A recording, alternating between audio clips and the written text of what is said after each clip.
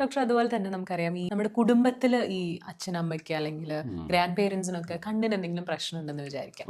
അത് പിന്നെ അത് ഫ്യൂച്ചർ വരുന്ന ജനറേഷനിലേക്ക് പകരാതെയോ അല്ലെങ്കിൽ തടയാനോ എന്തെങ്കിലും മാർഗം? അത് തടയാൻ മാർഗങ്ങളൊന്നും ഇല്ല. തടയാനുള്ള കൺജനിറ്റൽ ഡിസോർഡേഴ്സ് എന്ന് പറയുമല്ലോ. അപ്പോൾ അത് ജനറ്റിക്കൽ ഡിസോർഡേഴ്സ് നമുക്ക് അങ്ങനെ ടോട്ടലി ഇത് ഒഴിവാക്കാൻ പറ്റില്ല. പക്ഷെ നമുക്ക് ചെയ്യാൻ പറ്റുന്ന കാര്യം, അത് വന്നു കഴിഞ്ഞാൽ വൺസ് മനസ്സിലായി കഴിഞ്ഞാൽ അത് പലതും പ്രോഗ്രസീവ് ആണ്. പ്രധാനമായിട്ട് ഒരു 1-2 ഉദാഹരണങ്ങൾ പറഞ്ഞു കഴിഞ്ഞാൽ, എല്ലാത്തിനും ഹെറിഡിറ്ററി ആയിട്ടുള്ള ഒരു അവസ്ഥയുണ്ട്. ഇപ്പം ഷോർട്ട് സൈറ്റ് പോലും അച്ഛനും അമ്മയ്ക്കും ഷോർട്ട് സൈറ്റ് ഉണ്ടെങ്കിൽ കുട്ടികൾക്ക് വരാനുള്ള സാധ്യത കൂടുതലാണ്. എന്തായാലും വരുമെന്നല്ല. ഡയബറ്റിക് റെറ്റിനോപ്പതി ഒക്കെ പിന്നെ ഒരു എക്വയർഡ് ആയിട്ടുള്ള കാര്യമാണ്. ഡിജനറേറ്റീവ് ശരിക്കും കൺജനിറ്റൽ പ്രോബ്ലംസ് എന്ന് പറയുന്ന ഒരു രോഗം നമ്മുടെ ക്ലിനിക്കിൽ സാധാരണ വരുന്ന രോഗമാണ് മാക്കുലാർ ഡിജനറേഷൻ. അതേപോലെ റെറ്റിനൈറ്റിസ് പിഗ്മെന്റോസ എന്നൊക്കെ പറയും. അത് പിന്നെ ഗ്ലോക്കോമ, ചില തരത്തിലുള്ള ഗ്ലോക്കോമകൾ വരും ഹെറിഡിറ്ററി. അപ്പോൾ ഇതിനൊക്കെ ഇതിന്റെ അഡ്വാൻസ്മെന്റ്, ഇപ്പോൾ റെറ്റിനൈറ്റിസ് പിഗ്മെന്റോസ എന്നൊക്കെ പറയുന്ന രോഗാവസ്ഥകൾ എന്ന് പറയുന്നത്, അത് രോഗം വരുന്നത് ഒരു മങ്ങിയ വെളിച്ചത്തിൽ കാഴ്ചക്കുറവ്, അതായത് നിശാന്തത എന്നൊക്കെ പറയുമല്ലോ, നൈറ്റ് ബ്ലൈൻഡ്നെസ് എന്നൊക്കെ പറയുന്ന അവസ്ഥയിൽ തുടങ്ങിയിട്ട് ക്രമേണ രോഗം മുന്നോട്ട് പോകുന്നതനുസരിച്ചിട്ട് വശങ്ങളിലെ കാഴ്ച കുറഞ്ഞു വന്നിട്ട് ഫൈനലി കാഴ്ച പൂർണ്ണമായും പോകുന്ന കുറേ തരത്തിലുള്ള ഈ പറഞ്ഞ കൺജനിറ്റൽ ഡിസോർഡേഴ്സ്. അപ്പോൾ അതിന്റെ അഡ്വാൻസ്മെന്റിനെ തടയാൻ വേണ്ടി നമുക്ക് പറ്റാറുണ്ട്. അല്ലാതെ ഇത് നമുക്ക് തടയാൻ വേണ്ടി പറ്റില്ല. വ്യക്തി ജനിക്കുമ്പോൾ തന്നെ ആ ഒരു ഇതായിട്ടാണല്ലോ വരുന്നത്. അപ്പോൾ അതിന് നമുക്ക് തടയല്ല, രോഗത്തിന്റെ മുന്നോട്ട് പോകുന്നതിന് നമുക്ക് അഡ്വാൻസ്മെന്റ് തടയാൻ വേണ്ടിയിട്ട് ഇഫക്റ്റീവ് ട്രീറ്റ്മെന്റ് ചെയ്യാറുണ്ട്. ഡോക്ടർ, അപ്പോൾ നമ്മൾ ഈ ചില സമയത്ത് നമുക്ക് എന്ത് അസുഖം വന്നാലും ഡോക്ടർ നേരത്തെ പറഞ്ഞ പോലെ തന്നെ ഹോസ്പിറ്റലിൽ കാണിക്കാൻ ഒരു മടിയാണ്, പ്രശ്നമൊന്നും ഉണ്ടാവില്ല എന്ന് വിചാരിക്കും. എന്ത് വാർണിംഗ് സൈൻസ് ആണ് നമ്മൾ പലപ്പോഴും ഈ കണ്ണിന്റെ പ്രശ്നങ്ങൾ വന്നിട്ട് ആളുകൾ അവോയ്ഡ് ചെയ്ത് കളയാറുള്ളത്, പിന്നീട് അത് വലിയൊരു പ്രശ്നമായിട്ട് മാറുന്നത്? പ്രധാനമായിട്ടും ഒന്നാമത് ഈ കണ്ണിന്റെ കാഴ്ചക്കുറവ് തന്നെയാണ്. കണ്ണെന്ന് പറയുമ്പോൾ കാഴ്ചയാണല്ലോ. അപ്പോൾ കാഴ്ച കുറഞ്ഞു വരുന്നതിൻ്റെ ഘട്ടങ്ങളിൽ അത് ഒന്നാമത്തെ ഘട്ടം. 2 തരത്തിലെ കാഴ്ചക്കുറവ് ഉണ്ടാകാം. ഒന്ന് വേദനയോട്, painful loss of vision, painless loss of vision. നമ്മൾ വേദനയോട് കൂടി കാഴ്ച കുറയുന്നൊരവസ്ഥയുണ്ട്, വേദനയെ തീരെ ഇല്ലാതെ കാഴ്ച കുറയുന്ന അവസ്ഥയുണ്ട്. അപ്പോൾ അത് കാഴ്ച കുറയുന്ന 2 ആണെങ്കിലും കാഴ്ചക്ക് മങ്ങൽ തുടങ്ങുകയാണെങ്കിൽ ഇമ്മീഡിയറ്റ് ആയിട്ട് ഡോക്ടേഴ്സിൻ്റെ ഒപ്പീനിയൻ ചെയ്യുക എന്നുള്ളതാണ്. ഇപ്പോൾ നമ്മൾ പൊതുവായിട്ട് നമ്മൾ കണ്ടുവരുന്ന ഒരു പ്രവണത എന്ന് പറയുന്നത്, കണ്ണിൻ്റെ കാഴ്ചക്കുറവ് വരുമ്പോൾ ഉടനെ തന്നെ കണ്ണട ധരിക്കുക എന്നുള്ളതാണ്. നേരെ പോയിട്ട് ചിലപ്പോൾ ഡോക്ടേഴ്സിന് തന്നെ കാണാതെ നേരെ കണ്ണടയുടെ കടകളിൽ പോയിട്ട് അവിടുന്ന് കണ്ണ് ചെക്ക് ചെയ്തിട്ട് കണ്ണട, ചില പേഷ്യൻസ് വന്ന് പറയാറുണ്ട്, അതായത് മാക്സിമം പവർ എത്തി, ഇനി ഇല്ല എന്നവർ പറയും. ആ സമയത്തൊക്കെയാണ് ചിലപ്പോൾ പോയിട്ട് ഡോക്ടേഴ്സിനെ കാണുന്ന സമയത്തായിരിക്കും ശരിക്കും രോഗം നിർണ്ണയം ചെയ്യുന്നത്. അങ്ങനെ പ്രവണതയുണ്ട്. അതായത് പബ്ലിക്കിൻ്റെ ഇടയ്ക്ക് കണ്ണട എന്ന് ധരിക്കുക എന്നുള്ളതാണ് ഇതിൻ്റെ പ്രധാന ചികിത്സ എന്നുള്ളതുണ്ട്. ഇപ്പോൾ പല രോഗങ്ങളും കണ്ണട വെച്ചാൽ മാറാത്ത പല രോഗങ്ങളും ഉണ്ട് എന്ന് ഇന്നും പലർക്കും അറിയില്ല. അവർ കണ്ണടയാണ് അവരുടെ പ്രധാനം. അപ്പോൾ അത് നമ്മൾ കാഴ്ച കുറയുമ്പോൾ ഏത് വൈദ്യശാസ്ത്രമാണെങ്കിലും ഒരു ഡോക്ടറെ കാണുക എന്നുള്ളതാണ്. ആയുർവേദമാണോ അലോപ്പതിയാണോ ഹോമിയോപ്പതിയാണോ എന്നുള്ളതല്ല, ഈ ഒരു മേഖലയിൽ പ്രവർത്തിക്കുന്ന ഒരു നേത്രരോഗ വിദഗ്ധനെ ഉടനെ കാണുക. ഒന്ന് കാഴ്ചക്കുറവ്. രണ്ടാമത് കണ്ണിന് വരുന്ന വേദന, ഏത് തരത്തിലുള്ള വേദന, അതും പെട്ടെന്ന് അഡ്രസ് ചെയ്യേണ്ട കാര്യമാണ്.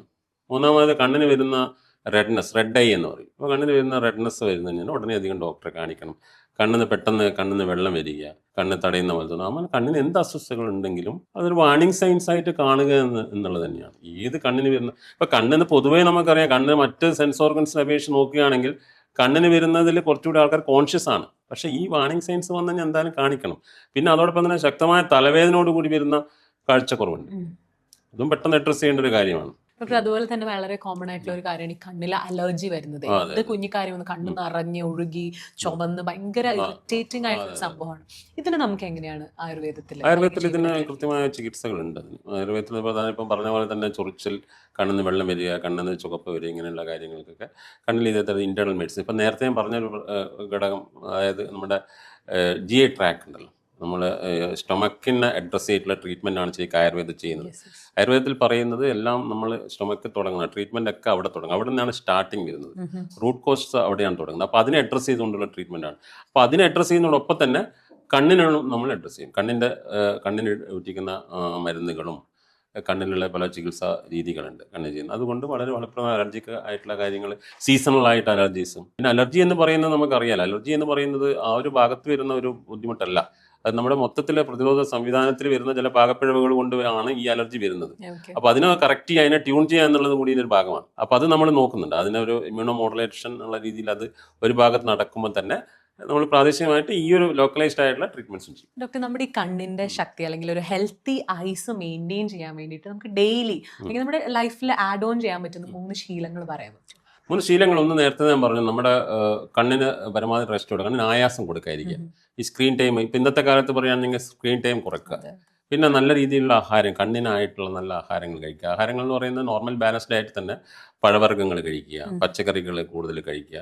പിന്നെ നേരത്തെ പറഞ്ഞ കണ്ണിന് ചെറിയ ലഘുവായിട്ടുള്ള എക്സസൈസ് ചെയ്യുക. പിന്നെ പീസ്ഫുൾ ആയിട്ടിരിക്കുക എന്നുള്ളത് ഇപ്പം ഏറ്റവും പ്രധാനമായിട്ടും നമുക്ക് ഇല്ലാത്തത് തന്നെയാണ് പീസ്ഫുൾ ആയിട്ടിരിക്കുക. അത് വളരെയധികം സ്വാധീനിക്കുന്നുണ്ട്. ഇപ്പം എൻ്റെ ഒരു ക്ലിനിക്കൽ എക്സ്പീരിയൻസ് തന്നെ ഒരു പേഷ്യൻസിനായിട്ട് ഇൻട്രാക്ട് ചെയ്യുമ്പോൾ നമുക്ക് മനസ്സിലാകാറുണ്ട്. ഒന്ന് നമ്മൾ ഒരു കണ്ണിന് പ്രശ്നം വരുമ്പോൾ ഒരു സ്ട്രെസ് വരും. അതിന് മുന്നേ തന്നെ ഒരു സ്ട്രെസ്ഫുൾ ഒരു ആൾക്കാരാണ്. ഇപ്പം കണ്ണിന് വരുന്ന ഈ കാഴ്ചക്കുറവ് വരുന്ന ആൾക്കാരിൽ ഭൂരിഭാഗം ആൾക്കാരും ഇന്നത്തെ കാലം കണ്ടിട്ടുള്ളത് ഒരു പീസ്ഫുൾ മൈൻഡ് ഇല്ലാത്ത ആൾക്കാരാണ് വരുന്നത്. അത് വളരെയധികം സ്വാധീനിക്കുന്നതായി കണ്ടത്. അതുകൊണ്ടാണ് ഞാനത് എടുത്തു പറയാൻ കാരണം. അപ്പോൾ അത് ഒന്ന് കറയുന്നത് നമ്മൾ പ്രൊട്ടക്ട് നിൽക്കുക. മൈൻഡിനെ പ്രൊട്ടക്ട് ചെയ്യുക, ബോഡീനെ പ്രൊട്ടക്ട് ചെയ്യുക, രണ്ടും പ്രൊട്ടക്ട് ചെയ്യുക. അപ്പോൾ ഓട്ടോമാറ്റിക്കലി നമ്മുടെ കണ്ണിന്റെ ആരോഗ്യം വരും. പിന്നെ ഔട്ട്ഡോർ ആക്ടിവിറ്റീസ്, ഇപ്പം നേരത്തെ പറഞ്ഞതാണ്, ഔട്ട്ഡോർ ആക്ടിവിറ്റീസിനെ മാക്സിമം പ്രൊമോട്ട് ചെയ്യാം. അതൊക്കെ ഇപ്പോൾ വളരെയധികം കുറയാണ്. എന്തെങ്കിലും ഈവനിങ് ആയിട്ടുള്ള കളികളിലും മറ്റുള്ള കാര്യങ്ങളിൽ ഏർപ്പെടുക, നല്ല ഭക്ഷണം കഴിക്കുക. പിന്നെ കുട്ടികളാണെങ്കിൽ ഇപ്പം നമുക്കറിയാലോ, ടി വി മുന്നിൽ ഇരുന്ന് ഭക്ഷണം കഴിക്കുക, ഇങ്ങനെയുള്ള കുറേ ശീലങ്ങൾ ഇപ്പോൾ വന്നിട്ടുണ്ട്.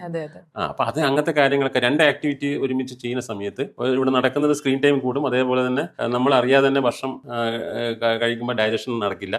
അപ്പോൾ എല്ലാം കൂടി വന്നിട്ട് മൊത്തത്തിൽ അത് കണ്ണിനെ ബാധിക്കും. അപ്പോൾ ഇങ്ങനെയുള്ള കുറച്ച് ഹെൽത്തി ആയിട്ടുള്ള ലൈഫ് സ്റ്റൈൽസ് ചെയ്തു കഴിഞ്ഞാൽ തന്നെ കണ്ണിനെ സംരക്ഷിച്ച് നിർത്താൻ പറ്റും. ആയുർവേദത്തിൽ പറയുന്നതെന്ന് വെച്ചാൽ നമ്മുടെ ഒരു ഒബ്ജക്റ്റീവായിട്ട് കണ്ണ് കോൺടാക്ട് വന്നു കഴിഞ്ഞാൽ നമ്മൾ ഒരിക്കലും കാഴ്ച കിട്ടുന്നില്ലല്ലോ. അത് നമ്മളത് പ്രോസസ്സിങ് നടക്കണമല്ലോ. ആ പ്രോസസ്സിങ് നടക്കണമെങ്കിൽ ആ മൈൻഡിന്റെ ഒരു ക്ലാരിറ്റി വരണം. അപ്പം അത് വളരെ ഇമ്പോർട്ടൻ്റ് ആണ്. ഡോക്ടർ, അതുപോലെ തന്നെ ഈ സർജറി പോലത്തെ ഒരു ആ ഒരു എക്സ്റ്റെൻഡിലേക്ക് നമ്മൾ എത്തിക്കഴിഞ്ഞു കഴിഞ്ഞാൽ ആയുർവേദ ട്രീറ്റ്മെന്റ് എത്രത്തോളം ഹെൽപ്ഫുൾ ആയിരിക്കും? സർജറി നമ്മൾ ഏൻഷ്യൻ ടൈംസിലൊക്കെ സർജറി ചെയ്യാറുണ്ട്, ആയുർവേദശാസ്ത്രമുണ്ട്. ഇപ്പം കറണ്ടായിട്ട് ഇപ്പോൾ ആയുർവേദത്തിൻ്റെ ആയിട്ടുള്ള സർജറി ആയിട്ട് ചെയ്യാറില്ല. പലതരത്തിൽ വളരെ ലഘുവായിട്ട് ചില കാര്യങ്ങൾ മാത്രമേ നമ്മൾ ചെയ്യാറുള്ളൂ. ലീച്ചിങ് അങ്ങനെയുള്ള കുറച്ച് കാര്യങ്ങൾ ചെയ്യാറുണ്ട്.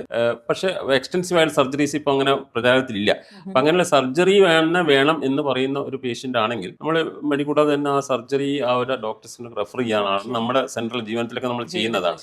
അതിൽ ഏറ്റവും പ്രധാനപ്പെട്ട ഉദാഹരണം എന്ന് പറയുന്നത് തിമിരം, കാറ്ററാക്ട്. ഇപ്പോൾ കാറ്ററാക്ട് എന്ന് പറഞ്ഞാൽ ലെൻസ് വൺസ് ഒപ്പാക്ക് ആയി കഴിഞ്ഞാൽ, അതിൻ്റെ സുതാര്യത നഷ്ടപ്പെട്ട് കഴിഞ്ഞാൽ അതിൻ്റെ ഓൺലി ഓപ്ഷൻ പറഞ്ഞത് ആ ലെൻസ് റിമൂവ് ചെയ്തിട്ട് ട്രാൻസ്പ്ലാന്റ് ചെയ്യാന്ന് മാത്രമേ ഉള്ളൂ.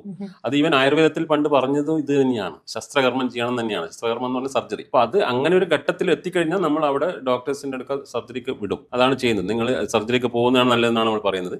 പക്ഷേ തിമിര രോഗത്തിന്റെ ആരംഭഘട്ടത്തിലാണെങ്കിൽ അത് അഡ്വാൻസ് ചെയ്യാതെ ട്രീറ്റ്മെന്റ് അതിൽ തന്നെ കൺട്രോൾ ചെയ്യാൻ വേണ്ടിയിട്ടുള്ള ഇഫക്റ്റീവ് മെഡിസിൻസും ആയുർവേദത്തിലുണ്ട്. തിമിരത്തിനെ കൺട്രോൾ ചെയ്യാം. തിമിരത്തിന് ഇപ്പോൾ ഒരു 3 ഘട്ടങ്ങൾ, ഇപ്പോൾ ആരംഭഘട്ടം, initial, middle and final stage വന്നു കഴിഞ്ഞാൽ, മേജർ കാറ്ററാക്ട് ആയി കഴിഞ്ഞാൽ എന്തായാലും സർജറി ചെയ്യണം. പക്ഷേ എൻ്റെ ഏർലി സ്റ്റേജ് ആണെങ്കിൽ ഇത് മെഡിസിൻസ് കൊണ്ട് കൺട്രോൾ ചെയ്യാൻ പറ്റാറുണ്ട്. പിന്നെ ചില പ്രത്യേക സർജറി, മറ്റുള്ള surgery, for example total vitreous haemorrhage ഒക്കെ വന്നു കഴിഞ്ഞാൽ ചിലപ്പോൾ സർജറി തന്നെ വേണം എന്ന് പറയുന്ന അവസ്ഥകൾ ഇവൻ നമുക്ക് തോന്നിയാണ് നമ്മൾ റെഫർ ചെയ്യും. ഡോക്ടർ, നമ്മൾ കണ്ണിന്റെ ഒരുമാതിരിപ്പെട്ട കാര്യങ്ങളൊക്കെ ഡിസ്കസ് ചെയ്ത് തോന്നുന്നു. ഈ ചെവി, മൂക്ക്, നമ്മുടെ ENT സ്പെഷ്യാലിറ്റി നമ്മുടെ ആയുർവേദത്തിൽ വരുന്നുണ്ടോ? അപ്പോൾ ENT സ്പെഷ്യാലിറ്റീസ് ഉണ്ട്. ENT എന്ന് പറയുന്ന ഒരു മേഖല ഇപ്പം കണ്ണിന്റെ പറഞ്ഞ രണ്ടും ഒരുമിച്ചാണ് ആയുർവേദത്തിൽ പറയുന്നത്. ആ ഒരു വൈദ്യശാസ്ത്ര ഒരു ശാഖയുടെ പേര് ശാലാക്യതന്ത്രം എന്ന് പറയുന്നത്. ശാലാക്യതന്ത്രം. അപ്പോൾ ഞാൻ പറഞ്ഞു 8 ബ്രാഞ്ചസ് ആണ് ആയുർവേദത്തിലുള്ളത്, അഷ്ടാംഗങ്ങൾ എന്ന് പറയും. ഇപ്പോൾ 8 ബ്രാഞ്ചസ് എന്ന് പറഞ്ഞാൽ 8 സ്പെഷ്യാലിറ്റീസ് ആണ്. അതിലൊരു സ്പെഷ്യാലിറ്റിയാണ് ശാലാക്യതന്ത്രം. ഈ ശാലാക്യതന്ത്രം എന്ന് പറയുന്നത് നമ്മുടെ ഒരു കോൾ ബോണിന് മുകളിൽ വരുന്ന കാര്യങ്ങൾ, അതായത് നമ്മൾ കണ്ണ്, സെൻസ് ഓർഗൻസ് ഒക്കെ അതിൽ വരും. എക്സെപ്റ്റ് ഈ ഡീപ്പർ ന്യൂറോളജിക്കൽ ആസ്പെക്ട്സ് കവർ ചെയ്യുന്നില്ല. മറ്റ് ഔട്ടറായിട്ടുള്ള സ്കാൾപ്പ് കവർ ചെയ്യും, ഡാൻഡ്രഫ് അങ്ങനത്തെ കാര്യങ്ങൾ കവർ ചെയ്യും. അതേപോലെ കണ്ണ്, മൂക്ക്, ചെവി, ഇങ്ങനെയുള്ള ഓറൽ കാവിറ്റി, ഇതൊക്കെ കവർ ചെയ്യുന്ന ടൂത്ത്, ഇതൊക്കെ കവർ ചെയ്യുന്ന ഒരു ഏരിയയാണ് ശാലാക്യതന്ത്രം എന്ന് പറയുന്നത്. അപ്പോൾ അതിൽ ENT വിഭാഗം കൈകാര്യം ചെയ്യുന്നുണ്ട്. അപ്പോൾ ചെവിയും അതിൽ വരുന്നൊരു കാര്യം തന്നെയാണ്. ചെവിയുടെ പലതരത്തിലുള്ള ബുദ്ധിമുട്ടുകളുണ്ട്. നമുക്കറിയാം ഏറ്റവും പ്രധാനപ്പെട്ട ഹിയറിംഗ് ലോസ് ആണ്. അതിന് വളരെ ഇഫക്റ്റീവ് ട്രീറ്റ്മെന്റ് ഉണ്ടായിരുന്നു. എന്ത് രീതിയിലാണ് നമ്മുടെ ഹിയറിംഗ് ലോസ് ആയുർവേദം വഴി ട്രീറ്റ് ചെയ്യാൻ പറ്റുക? ഹിയറിംഗ് ലോസ് എന്ന് പറയുന്നത് 2 തരത്തിലാണ് പ്രധാനമായിട്ട് വരുന്നത്. ഒന്ന്, നമ്മൾ എന്തെങ്കിലും തടസ്സങ്ങൾ ഉണ്ടെങ്കിൽ വരും. നമ്മൾ ഈ ശബ്ദം തരംഗങ്ങൾ കടന്നു പോകുന്ന വഴിയിൽ എന്തെങ്കിലും തടസ്സങ്ങൾ ഉണ്ടെങ്കിൽ വരും. രണ്ടാമത്, അതിനകത്ത് വരുന്ന ഇന്റേണൽ ഇയറിൽ വരുന്ന എന്തെങ്കിലും ഡാമേജ്, കോക്ലിയർ ആ ഏരിയയിൽ വരുന്ന ഡാമേജ്. ഇപ്പോൾ 2 ഏരിയയിലും 2 തരത്തിലുള്ള ട്രീറ്റ്മെന്റ് ആണ് വരുന്നത്. അപ്പോൾ ഒന്നാമത്തെ ആണെങ്കിൽ എന്താണ് തടസ്സം എന്ന് മനസ്സിലാക്കുകയും അതിന് ഉള്ള ട്രീറ്റ്മെന്റ് ചെയ്യാറുണ്ട്. നമ്മൾ നസ്യ ചികിത്സ എന്നൊക്കെ പറയും. മൂക്കിൽ മരുന്നിട്ടിക്കുകയും മറ്റുള്ള കാര്യങ്ങൾ. ഇപ്പോൾ നമുക്ക് അറിയാം, മൂക്കും ചെവിയും തമ്മിലുള്ള കണക്ഷൻസ് ഒക്കെ ഉണ്ടല്ലോ. അപ്പോൾ അതൊക്കെ ഒന്ന് കറക്റ്റ് ചെയ്തിട്ട് മിഡിൽ ഇയറിലെ കറക്റ്റ് ചെയ്യുക. അങ്ങനെയുള്ള കുറേ ട്രീറ്റ്മെന്റ്സ്, മെഷേഴ്സ് നമ്മൾ ആയുർവേദത്തിൽ നസ്യ ചികിത്സ എന്നൊക്കെ പറഞ്ഞ് ചെയ്യാറുണ്ട്. അതേപോലെ തന്നെ മറ്റേതായുള്ള കുറേ ചികിത്സ, ഇന്റേണൽ മെഡിസിൻസ് ഉപയോഗിക്കാറുണ്ട്. പിന്നെ മറ്റ് വിഭാഗത്തിൽ വരുന്നതാണെങ്കിൽ അതും ആയുർവേദത്തിൽ പറയുന്ന ചില പ്രത്യേക ചികിത്സാ രീതികളുണ്ട്.